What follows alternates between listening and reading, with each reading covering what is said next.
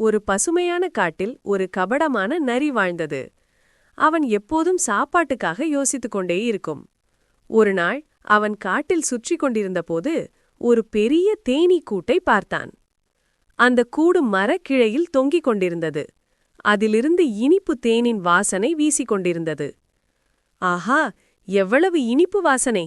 இதை சாப்பிட்டால் என் வயிறு திருப்தியாகும் என்று நரி நினைத்தான்.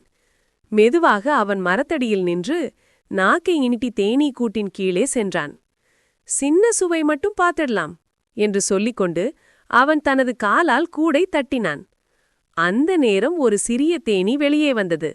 ஏய் நரி, இது எங்களோட வீடு, நீ எங்க தேன் திருட போற என்று கோபமாக சொன்னது. நரி சிரித்து, ஹஹா, சின்ன சுவைதான், உங்களுக்கு என்னாகுது என்றான். ஆனால் தேனீ தனியா இல்லை. அது உடனே பூம் பூம் என கூச்சலிட்டு தன் தோழிகளை அழைத்தது. சில நொடிகளில் நூற்றுக்கணக்கான தேனீக்கள் பறந்து வந்தன. அவை நரியை சுற்றி பறந்தன. நரி பயந்து ஓடத் தொடங்கினான். தேனீக்கள் அவனைத் தொடர்ந்து பறந்து அவன் காதுக்குள் மூக்குக்குள் பூம் பூம் என்று ஒலி எழுப்பின. அஹோ, மன்னிச்சிடுங்க, இனிமேல் உங்க தேன் நான் கையால கூட தொடமாட்டேன் என்று நரி கூவியபடி ஓடியது. இறுதியில் நரி தூரம் ஓடிச் சென்று ஒரு மரத்தின் பின்னால் மறைந்தான்.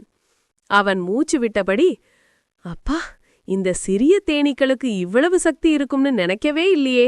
இனிமேல் நான் மற்றவரை குறைத்து மதிக்க மாட்டேன் என்று சொன்னான்.